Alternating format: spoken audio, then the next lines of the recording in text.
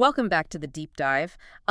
We are shifting gears today. We really are. We're going way back. Yeah, we are leaving the present day, leaving all the noise of the modern world, and we are tuning our dial to a very specific frequency. A very specific place and time. Exactly. We are traveling back to a Wednesday night in 1966. It is March 9th, to be exact. We are in a living room in Elmira, New York. It is 9 o'clock at night. And you have to picture the vibe in this room. It is, well, it's very specific. It is quiet. It's domestic. There is probably the faint smell of cigarette smoke in the air. It is the 60s, after all. Right. But there is also this heavy, almost electric anticipation, because we aren't just visiting a regular couple in upstate New York. We are dropping in on a profoundly important moment. For anyone new to this, let us set the stage of who is actually in this living room. First, we have Jane Roberts. She is the author and the medium, and she is about to go into a deep trance. Then we have her husband, Robert Butts. Rob is sitting there with a pen, furiously transcribing everything she says. And finally, we have Seth. Yes. Seth, the energy personality essence, who is speaking through Jane. It really is a seminal moment in 20th century metaphysics. We are witnessing the documentation of a consciousness that claims to be completely outside of our time system. Which is wild to wrap your head around. It is. Now, before we get into the weeds, and trust me, we are going to get into some very strange weeds today, involving hidden objects, shape-shifting faces, and stiff necks. The stiff neck is my favorite part. Same. But before all that, we need to be very clear on the legalities and the nature of what we are doing here today. This podcast is distributed free of charge on all major platforms for educational purposes. Exactly. We are here to analyze the historical record and the concepts within it impartially. Right, and our specific source material today is session 240 of the early sessions, book 6 of the Seth Material. And the date of record, again, is March 9th, 1966. So why this session? Why pull this specific transcript from the archives? Because it offers this perfect, almost paradoxical split screen of an experience. It is a high-low mix that you do not often see so clearly defined. It really feels like we are jumping between genres in this one. Completely. On one side of the screen, you have Seth delivering this incredibly complex high-concept theory about the mechanics of consciousness, specifically how the ego acts as a watchdog.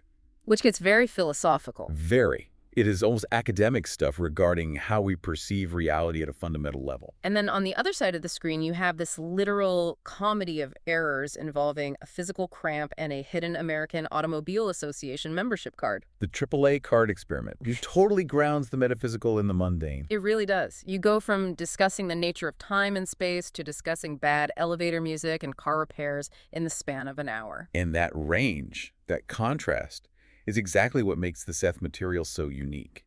It's never just lofty philosophy without practical application. So let us get into the mission of this deep dive. We want to understand how Seth explains seeing things that are not physically there, and we want to see if he can actually prove it. Because in this session, he does not just talk the talk. Right. He walks the walk. Or at least he sees the hidden card. He definitely sees the card. We will get to the card experiment later. Let us start with the heavy concepts first. Because the session opens with a question that I think anyone who is interested in this stuff has asked themselves at some point. How do we see things that are not there? Exactly. If I have a vision of a friend in Paris, but I am sitting in New York and my eyes are closed, what is actually doing the seeing? This is the core of the watchdog theory. Seth completely challenges the idea that the physical body is our only receiver of information. We normally think, I have eyes, therefore I see. If my eyes are closed, I cannot see. Right. And Seth says that is fundamentally backward. He argues that sensual perception, the ability to actually perceive data, is an attribute of the personality, not the physical body. So the body is just what then? Like a filter? Think of it as a focusing mechanism. The body is designed to tune into one specific channel. Let us call it physical reality FM. Okay, I like that. But the personality itself can pick up countless other frequencies. The problem is we have a guard dog standing at the door. The watchdog. Yes. Seth uses this brilliant analogy in the session. I want to quote this directly because it frames our whole discussion today. Up to 5% of this session gives us these gems. He says, the ego is much more dependent upon the physical self than our other portions of the personality. The ego is like a guardian who is left at home as Watchdog. I highlighted that exact quote in my notes. It is such a vivid image. He really paints a picture. It does. The inner self is the homeowner who goes out, goes on vacation, travels the world, explores different realities, and the ego is the dog chained to the front porch. Exactly. So let us really break down that metaphor for a second. What does a watchdog actually do? Well, it barks at strangers. It barks at anything that is not family. And in this case, family is physical reality. The ego's entire job is to protect the perimeter of your physical existence. It is obsessed with the here and the now. Very much so. The ego needs to know, I am sitting in this chair, it is 1966, gravity is working, the door is locked. It protects the physical house. So when the inner self tries to send back data from somewhere else, like a clairvoyant vision or a really vivid dream, what happens? The ego barks at it, it growls, it tries to chase the information away, or what is even more interesting, it tries to force that incoming data to make sense in physical terms. It rationalizes it. Right. It says, that is not real. That is just a hallucination. That does not fit the timeline. You were just imagining things. This makes so much sense. It explains why dreams or intuitive flashes often feel so disjointed and weird when we wake up. Is the watchdog trying to translate a postcard from a foreign country into a language it barely speaks? The inner self is speaking fluent universe, and the ego only speaks Elmira, New York. Exactly. So the translation gets incredibly messy. And this naturally leads to a massive insight regarding time. Seth drops a total bombshell in this session about the difference between telepathy and precognition. Let us get into that, because conventionally, we treat those as totally different skills. Right. Telepathy is, I know what you are thinking right now. That is about distance. Precognition is, I know what you're going to think next Tuesday. That is about time. And Seth says that distinction is purely an artifact of the watchdog ego. It is an illusion. He states it so flatly. He says, basically, there is no difference between precognition and telepathy. The apparent difference is the result of an inadequate understanding of the nature of time. Which is a huge statement. Let us unpack that phrase, inadequate understanding. If there is no difference, does that mean the future has already happened? It means that to the inner self, the part of you that is not chained to the porch, all events are simultaneous. So next Tuesday is just as accessible as right now. Exactly. It is just a matter of where you are placing your focus. Seth explains that when a clairvoyant predicts the future, they are not looking down a linear timeline like they are looking through a telescope. What are they doing instead? They are simply changing their focus to a different set of data that exists right now in what Seth calls the spacious present. But he mentions construction, which I found totally fascinating. He says we construct the vision. Yes, this is the critical takeaway. We do not just receive reality like a passive television set receiving a broadcast. We actively construct it. So if you tune into an event in the future, your inner self gets the raw energy data, but your brain still has to build a picture out of it. You construct the image of the car crash or the wedding based on the raw data available to you. So a psychic vision is not a photograph that I found in a file somewhere. It is a painting that my brain just tainted. It is a translation, a reconstruction, and that is exactly why errors happen. That is why psychics get symbols wrong or misinterpret things. The underlying energy data is pure, but the construction of the image is interpretive. And Seth validates this with the smell analogy, which I think is one of the strongest and most relatable arguments in the entire session. The dream smell. I have had this happen so many times. You wake up absolutely swearing you smell bacon frying or cigarette smoke or a very specific perfume. But the room is completely empty. Right. And usually the skeptic in us, the watchdog ego, steps in and says, well, it was not real. It was a hallucination. Just ignore it. Because there was no physical flour in the room. There was no frying pan. But Seth totally flips the script here. He asks a brilliant question. He says, if your brain registered the scent, if the neural pathways actually fired, if the body reacted chemically to the sensation, in what way is that not real? It is completely real to the biology of the person experiencing it. Seth argues, and I will quote him again here, the memory of the odors is imprinted and registered by the physical body as faithfully and realistically as any, quote, real, end of quote, odor is in the waking state. He is telling us that reality is defined by the internal experience, not the external object. That is a wild concept to accept. If the brain physically cannot tell the difference between a real smell and a dream smell, then the difference is essentially arbitrary. Whether the input comes from a physical rose or a mental projection of a rose, the brain processes it the exact same way.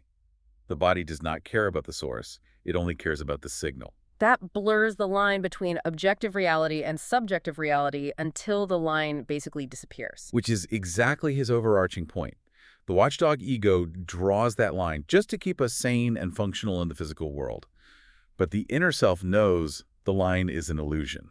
So while Seth is laying down this incredibly heavy theory about perception, the actual physical room in Elmira in 1966 is starting to get very weird. Let us talk about Robert Butts here. Yes, Rob. Usually Rob is just the scribe. He's the grounding wire in the room. He is the guy making sure the dates are right and the spelling is correct. But in session 240, Rob is having a bit of a trip of his own. He is. And this is so important because it validates the field effect of these sessions. It was not just Jane doing a solo performance in a vacuum. Rob describes a sudden onset of what he calls heavy lassitude. That is a great word, lassitude. It's not just being regular tired. No, it is a very specific trance-like heaviness. He says he felt almost drugged. But, and here's the contradiction that always signals an altered state of consciousness, while his physical body felt heavy and slow, his vision became hyper-sharp. Usually when I'm sleepy, my eyes get blurry. Rob says the room looked like it was in high definition. He writes in his notes, "As I looked about the room, everything seemed to be in a sharper focus, and I had a feeling of more light in the room." So his sensory apparatus is actually being dialed up, even as his physical motor functions are being dialed down. And then comes the physical sensation, the thrilling feeling. He describes a rich, tingling sensation rising from his feet, moving up into his hips, and then traveling all the way up to the back of his head.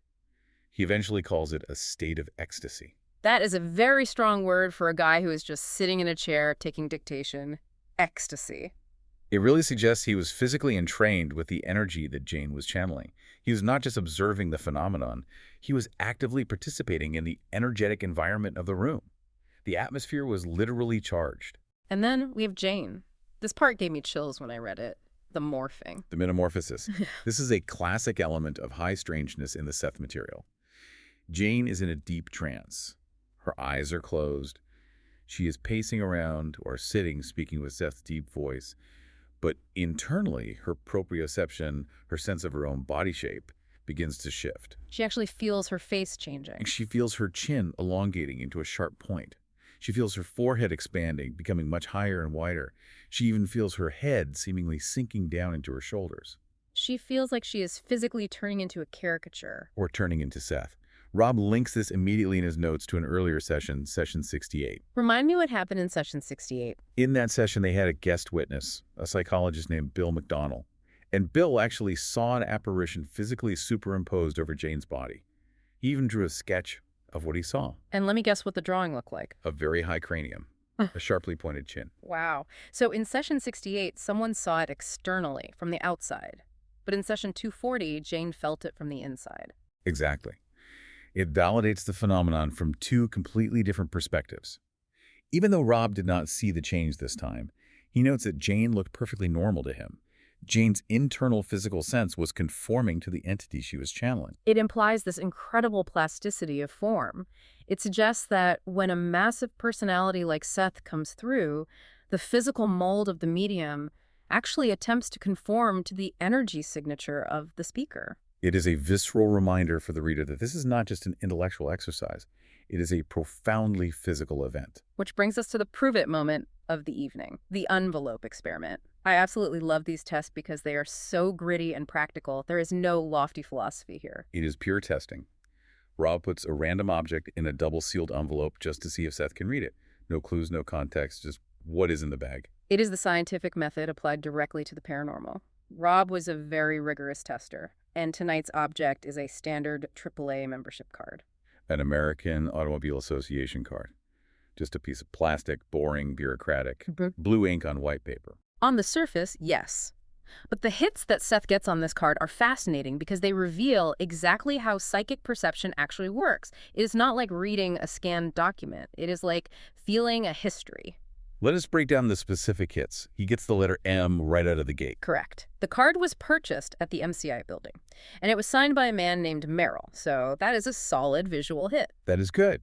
But then he goes straight for the emotion, and this is where it stops being a lucky guessing game for me. This is where it gets incredibly specific. Seth says, a connection with the letter M and with an occasion in which something was not appreciated. Not appreciated. It is such a specific, slightly petty human emotion. Rob actually has to stop the dictation and think, when did I buy this card? And he remembers the specific day. It was August 1964. He dropped his car off at a mechanic shop right across the street from the MCI building. He went to get the AAA membership while he waited for the car. When he came back, the mechanic was struggling. The oil change from hell. Huh, exactly. The mechanic was stripping the threads on the oil cap. He literally could not get it back on. Rob was standing there, sweating in the August heat, watching this incompetence just seething. He was worried about his car being ruined. He did not appreciate the service. He was angry. He was furious. And then he walked across the street, still fuming, and bought the membership card. So Seth did not just see the ink on the card. He saw the entire cloud of frustration that Rob was carrying when he bought it. Yes. Seth implies that the object itself recorded that emotion. The card was basically born into an atmosphere of extreme annoyance, and that annoyance is still clinging to it years later. Like a psychological fingerprint. Exactly. Then there is the music hit. Seth says, connection with music, piped music. Piped music, we're talking elevated music, right? Music. The AAA office where Rob bought the card was located in a windowless basement in the MCI building. To make it slightly less depressing, they piped in generic instrumental music all day long. And Rob actually remembered this detail. Rob remembered it specifically because a friend of theirs worked down in that basement and complained about the music constantly. It was a known source of daily irritation. So once again, the overriding theme is annoyance. An annoying mechanic, annoying elevator music. It really seems that strong emotion, even something as mundane as irritation, acts like a highlighter for psychic perception. It makes the historical data loud. If you want an object to be read psychically by a medium, maybe you should just be really annoyed when you buy it. Huh. Or deeply passionate. Just make sure you feel something strongly. Intensity records itself. I want to talk about the misses that were actually hits, because this perfectly explains the construction theory we talked about earlier. Seth says he sees a large X-shaped mark and says, something canceled. Now, Rob looks at the physical card. There is no giant black X printed anywhere on it. So at first glance, it looks like a miss. But then Rob realizes that the card has an expiration date printed on it. It says, expires 1965. Jane's subconscious receives the abstract telepathic concept of time is up or invalid. How does the human mind visualize that abstract concept? You cross it out, you draw an X through it. Exactly. So Seth, or Jane's translating brain, was interpreting the underlying meaning of the text, not literally reading the font. It is a symbolic translation. That makes total sense. If I asked you to quickly draw the concept of expiration, you would probably draw a big X or a line striking through something. The exact same thing happens with the sun imagery. Seth describes seeing a sun with rays radiating out in the upper right corner. And is there a sun on the card? No. But there's the AAA logo, the one, the classic oval with 3 A's nested inside each other. Sure. But on this specific membership card, it is printed as a shiny gold foil seal. And the way the A's are designed, the lines fan outward.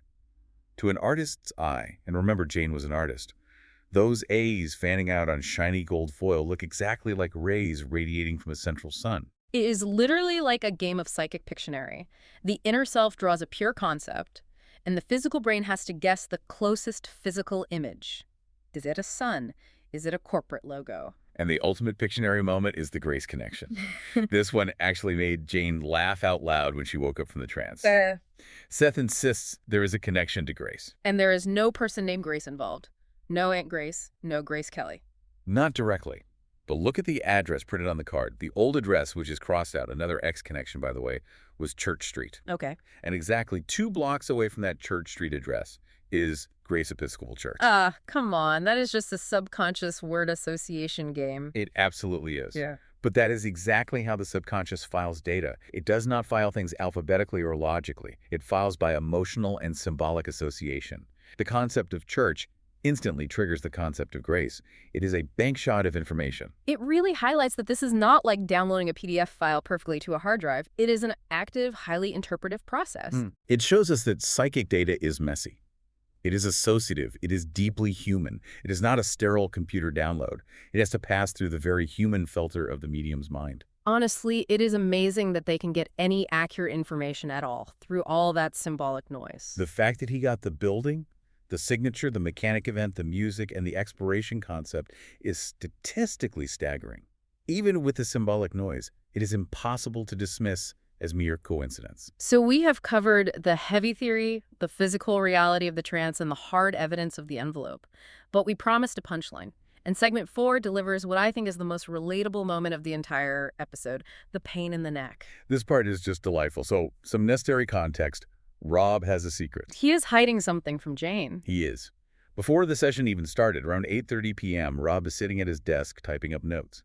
And he starts getting this really stiff neck, a real painful physical cramp. We have all been there, sitting at a typewriter too long. It gets bad enough that he actually stops working. He goes to the back room, far away from Jane, and he pulls out a pendulum. He is dowsing. Right. For those who don't know, dowsing with a pendulum is a way to communicate with your subconscious by asking yes or no questions and watching how the weight swings.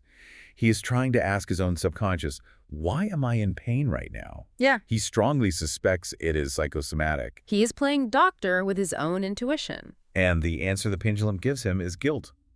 He feels guilty that he is constantly pushing Jane so hard with these rigorous envelope tests. He is annoyed with himself for being such a relentless taskmaster. So he is literally being stiff-necked about his own testing procedures. Right. But he tells Jane absolutely nothing about this. He puts the pendulum away, walks into the living room, sits down, and the session begins. Jane goes into her trance. She has no idea he is sitting there in pain. Then at the very end of the session, after all the AAA card business is wrapped up, Rob decides to throw a test at Seth. He asks, hey, do you have any comments on the pain I had earlier this evening? And Seth does not hesitate for a second. In what I always imagine is a very dry, highly amused tone, he says. You were concerned because of the poor test results in your last session.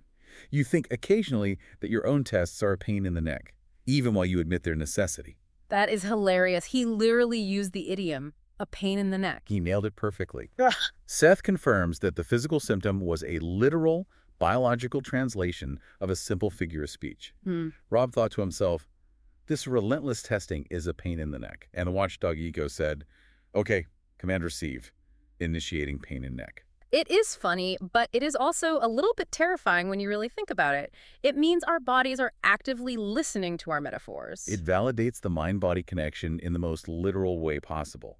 If you keep telling yourself that a situation makes you sick to your stomach, you really should not be surprised when you get actual nausea. And it shows so much of Seth's personality. He is not some stuffy biblical prophet standing on a mountain. He is witty. He understands human slang. He gets the joke. And crucially, he validates Rob's own intuition. He basically tells Rob, look, you already knew the answer. You found it yourself with the pendulum before the session even started. That is a very empowering message. You do not always need the grand medium in a trance. You have the tools yourself. Exactly. The information is available to everyone, not just the special people. You just have to tune your focus. So, we have covered a massive amount of ground today. We have gone all the way from the deep metaphysics of the Watchdog Ego down to the mundane frustration of a stripped oil cap. If we have to distill this entire thing down, if we have to give the listener the core takeaway of session 240, what would you say it is? I think the ultimate takeaway is that perception is constructive. Yeah. You do not live in a passive world where we just open our eyes and objectively see reality. We are constantly building our reality. Building it how? Exactly. We are building it by visualizing our future through those constructed images we talked about. We are building it by interpreting symbols, like seeing an X for an expiration date. And we are building it by manifesting physical symptoms based on our own linguistic idioms, like giving ourselves a literal pain in the neck. We are the architects. We are the architects, and the Watchdog Ego is just the security guard at the front desk. We need to stop letting the security guard run the entire building. The guard does not know anything about the architecture. He only knows about the front gate. That leads me perfectly to a thought I want to leave you, the listener, with today. A final provocative thought to chew on. Let's hear it. We talked heavily about psychometry today. The idea that the AAA card held the permanent recording of the bad elevator music and the angry mechanic. The object functioning as a storage device for human emotion. Right. So if that is true, if a tiny piece of plastic can hold on to an afternoon of frustration for years, what kind of data are you leaving on the objects you touch every single day? That is a very confronting question. When you hand your credit card over to a cashier, does it carry the invisible stress of your debt? Does it carry your daily anxiety? When you make a cup of coffee for your partner in the morning, does the ceramic mug hold your affection, or does it hold your morning grumpiness? Are you leaving a permanent soundtrack of annoying piped music on your own life? Or are you actively recording something that is actually worth listening back to? We are constantly imprinting our environment, whether we realize it or not. Yeah. It definitely makes you want to handle your keys with a little more grace, punfully intended. Absolutely. Maybe we should all be just a little more careful about what frequencies we are constantly broadcasting into the world around us. I think that is a fantastic lesson to take away from this. Well, this has been an incredible journey back to 1966. It really has. I love examining these early sessions. As always, we have to give credit where credit is profoundly due. The source material for this deep dive is Session 240 of the Early Sessions, Book 6 of the Seth Material. The publisher of these amazing books is the New Awareness Network. And we cannot stress this enough to you. Our summary today is just the map. It is not the territory. You really need to read the books for yourself. There is a texture to Seth's voice, a humor, and a depth to the details that you can only truly get from the primary source. We strongly encourage you to study the Seth Material books directly. You can find them and visit the bookstore at sethcenter.com/the-early sessions. That is sethcenter.com/the-early sessions. Go check it out. Be the traveler, not the watchdog. I love that. Thanks for joining us on this deep dive, everyone. We will see you next time. Take care.